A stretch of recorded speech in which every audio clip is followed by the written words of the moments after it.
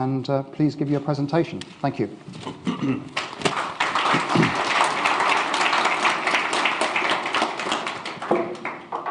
Thank you very much, Dr. Alex Vines.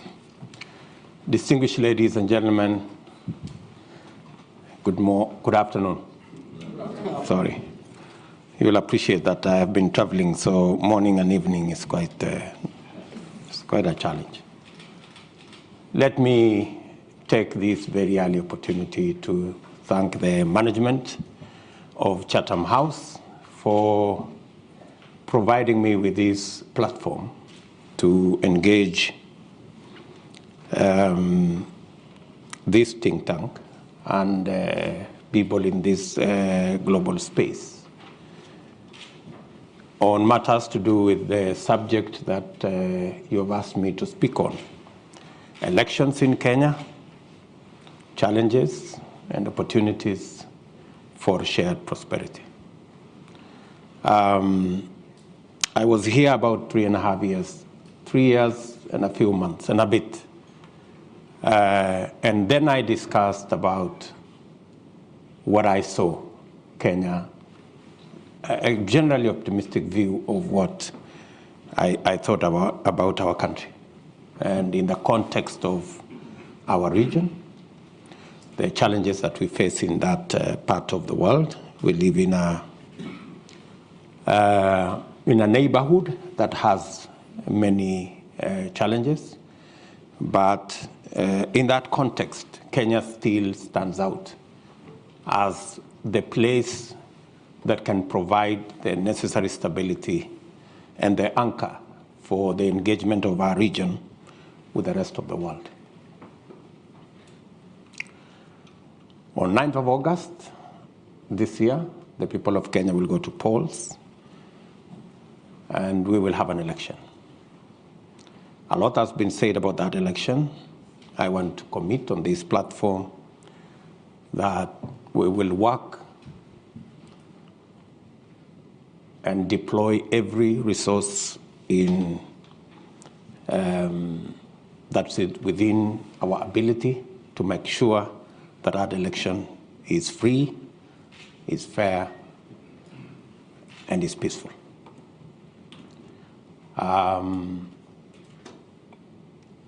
We have confidence in the Independent Electoral and Boundaries Commission that they can deliver a credible election if they are properly resourced, they are supported both by government and our development partners and friends, as has been the tradition of support to IEBC. That election is a decisive election. I may also call it a transition election, because in it we have either to transit into a prosperous Kenya, or we could regress into something else. There are largely, from where I stand, there are 3 propositions on the ballot this year.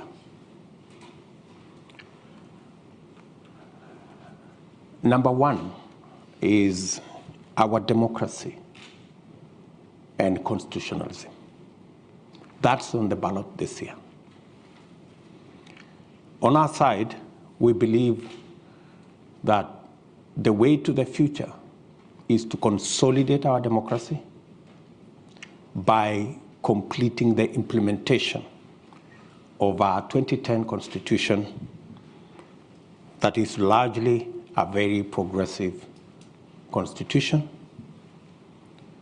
that provides for checks and balances, that separates the judiciary from the executive, from the legislature, and provides a system of checks and balances, builds in accountability, ensures that we have shared prosperity with our robust county system of government, and our county governments that have become a very big celebration by the people of Kenya of that shared prosperity. On the other side of the divide, of course, we have our competitors who now have doubts about our 2010 constitution. They have proposed a raft of amendments in the region of 72 different amendments in an exercise called the BBI process. And they want to bring back an imperial presidency. They want more power given to the president. They want the president to have power over the judiciary. They want the president to appoint an entity called ombudsman that seeks to supervise and superintend the judiciary. They want the president to go back to appointing ministers from parliament, which in our opinion undermines the oversight responsibility of parliament. If you inject members of the executive into parliament, we go back straight where we were before the new constitution. So on one side, we think we should be able to consolidate our democracy and complete the implementation of the new constitution. On the other side, they want to amend the constitution and take us back where we came from 30 years ago. The second item on the ballot is our political culture. We believe that our focus should be building institutions, institutionalizing our governance, institutionalizing our politics, institutionalizing our accountability, and institutionalizing all the oversight responsibilities and our progress. What do I mean by this? On one side, we believe we must build our politics around political parties. We've painstakingly been part of building national political parties. I was a member of KANU when KANU was a national political party. I was a member of ODM when we built it as a national political party. I participated in building Jubilee as a national political party. Today, we have built the largest, most popular political party, the United Democratic Alliance, and we have built the largest, most popular political formation with our partners in NC and partners in Fort Kenya under the Kenya Kwanza Alliance. On the other side, many believe that politics should be built around personalities and personality outfits. The question I often am asked is, how will you succeed in your presidential campaign unless you have the support of Uhuru Kenyatta, or the next guy, or the next guy, oblivious of the fact that we have built the largest political party to many people. And that's the culture we need to deal with, is that the institution of a political party, they don't see the value of it, they see the personalities. And that's why the contest in this election is on one side, we have the team that I belong to, the team that I lead. We believe that this contest should be framed around a national political party and a national political movement rather than on personalities and individuals. Number one, we believe that we should build our politics around an accountable executive and an accountable government with clear demarcations of the opposition and the government. Our competitors on the other side seem to have blurred lines between what is government and what is the opposition.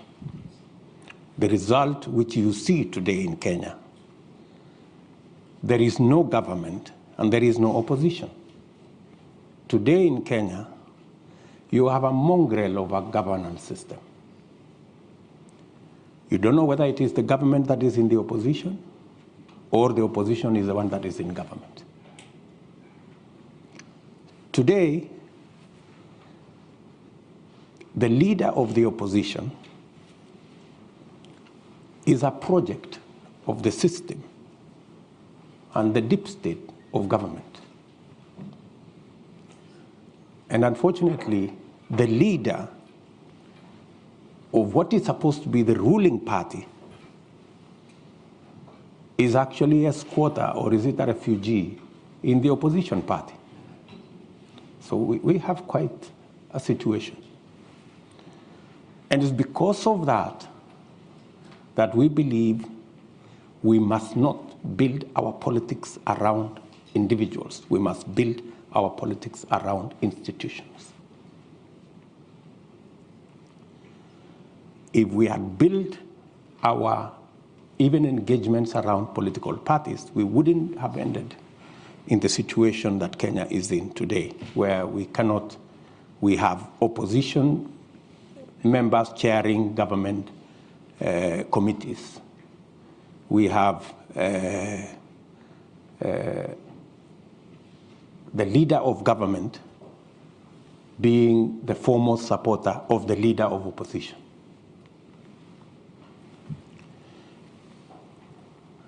The third issue on that subject of political culture and building institutions. Today, anywhere in Kenya, people will tell you the fight, apart from the oversight responsibility of the opposition over government being compromised because of the lack of institutionalization of our governance. Today, anybody in Kenya will tell you the fight against corruption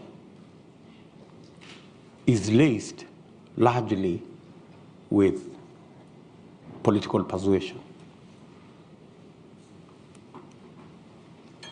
If you have challenges of having stolen from the public, you only need to be a friend. You only need to profess that you support the handshake and you support the BBI, and you will have no consequences. It is our belief that accountability should be built and institutionalized. That's why we believe that the very first thing we must do in completing the implementation of the Constitution is to operationalize what the Constitution provides for, the judiciary fund, to give the judiciary the capacity, the financial independence to be able to deploy their full potential in discharging their constitutional mandate of adjudicating on disputes, dealing with matters of accountability, dealing with matters of corruption, so that corruption cases do not take 10 years because the judiciary is undercapacitated, because they do not have the resources to hire the personnel, the magistrates, the judges, the software, the hardware, to be able to discharge their responsibility. At the very first instance, it's our commitment that we must operationalize the judiciary fund and get the judiciary to do independently what they are supposed to do. The second item is the entire criminal justice system, from the DCI to the Inspector General and all the investigative authorities in between, must also be given what the Constitution says, their financial independence. Today, the IG, the Inspector General, the DCI, they run independent offices, but they depend on the office of the President for their finances. They do not have financial independence. There is a common saying, he who pays the piper calls the tune. So if somebody else is paying, that's how they decide who you go after and who you don't go after. That's how they decide if you are on this side of the political divide, there are no resources to prosecute. And if you are on this other side of the divide, there are resources to prosecute. We believe the criminal justice system should be truly independent by not just having constitutional independence, but having financial independence to discharge their responsibility. Institutions, institutionalizing the fight against corruption, institutionalizing accountability, institutionalizing oversight. That way, we will be on the trajectory of getting Kenya where we want. So, what's on the ballot? Those of us who believe we should institutionalize our politics along political party lines,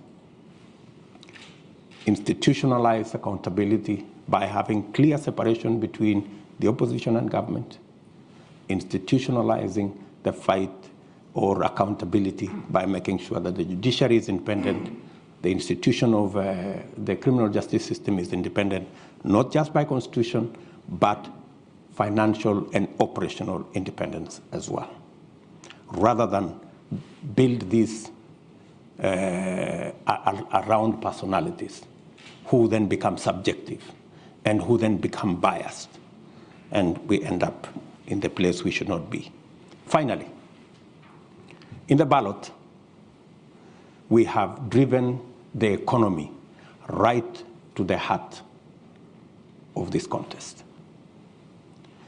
And we are looking at democratizing the economy of Kenya.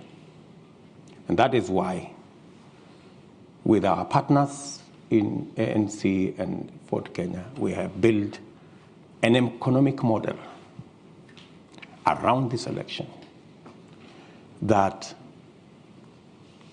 gives us opportunity to expand and make sure that our economic model is inclusive. Make sure that the millions of our citizens who are today locked out of the economic cycle because they have no jobs, 4 million of our young people out of school, out of college, out of university, have no jobs, and it's not going to be business as usual. How are we going to do it differently? We're going to deliberately, and I could give examples later, deliberately invest in areas that are labor intensive, that create jobs, so that we can deal with the challenge of unemployment and create inclusivity. Number two, 80% of all our business is in the space of micro, small, and medium enterprise. We believe to create economic inclusion, this category, who suffer three challenges. They do not have legislation to protect their business. They have challenges in the environment in which they operate. And when I say in the environment in which they operate, even huge corporates in Kenya will tell you they have a wall of licenses, 10 licenses, 15 licenses that they have to suffer before they can get their business up and running. And finally, and this is especially for the micro and small enterprises, is the whole challenge of access to credit. It is really the elephant in that space. Let me give you an example. Because of the challenge of access to credit, we have a huge problem of predatory lenders. And because of predatory lenders, today, 15 million Kenyans are blacklisted on Credit Reference Bureau. 15 million Kenyans blacklisted is actually half our working population. That tells you there is a serious problem of access to credit. Many of these micro enterprises, research shows that many of them pay as high as 1,000% per year to access credit. Some 2,000%. While corporates access credit at 10%, the micro and small enterprises access credit all the way to 1,000%. It's reasonably. These are enterprises that end up making $1, $2, maybe $3 on a good day. And with just access to credit, reasonable credit, affordable credit, you can actually increase their income from $2, $3 to $6, $7. You can double their income just by making sure that we access credit. It's a challenge that we have, and it's a challenge we must deal with. Inclusivity again. And this is about the economy. And finally, we have to do something about the biggest sector that drives our economy. 25% of our GDP is contributed to by agriculture. 50% of our GDP, agriculture, plus all the linkages. So it's not possible to discuss the economy of our country without discussing agriculture. And agricultural transformation, right from interventions in seeds, interventions in fertilizer, interventions in market, interventions